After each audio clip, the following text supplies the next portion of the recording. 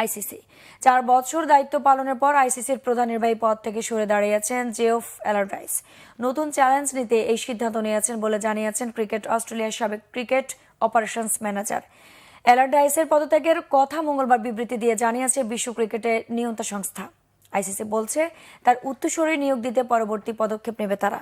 ভারতীয় ক্রিকেট বোর্ডের সাবেক সচিব জয় শাহ গত 1 ডিসেম্বর আইসিসির নতুন চেয়ারম্যান হিসেবে দায়িত্ব গ্রহণ করার 2 মাসের মধ্যে সরে দাঁড়ালেন অ্যালারডাইস। ক্রিকেট অস্ট্রেলিয়ায় ক্রিকেট অপারেশনস ম্যানেজারের দায়িত্ব পালনের পর 2012 সালে আইসিসিতে যোগ দেন অ্যালারডাইস। প্রথমে আইসিসির ক্রিকেট মহাব্যবস্থাপক হিসেবে দায়িত্ব পালন করেন। 2021 সালের নভেম্বরে পূর্ণকালীন দায়িত্বে আইসিসির প্রধান নির্বাহী হিসেবে নিয়োগ পান। এর আগে 8 মাস ছিলেন ভারপ্রাপ্ত দায়িত্বে। সরে দাঁড়ানোর এটাই সঠিক সময় মনে করে অ্যালারডাইস বলেন, আন্তর্জাতিক ক্রিকেট কাউন্সিলের প্রধান নির্বাহী কর্মকর্তা হিসেবে দায়িত্ব পালন করা সম্মানের বিষয়। ক্রিকেটের বিশ্বব্যাপী প্রসার থেকে শুরু করে আইসিসির সদস্যদের জন্য বাণিজ্যিক ভিত্তিক স্থাপনে যে ফলাফল অর্জন করেছেন তাতে নিজেকে ভীষণভাবে গর্বিত মনে করছেন।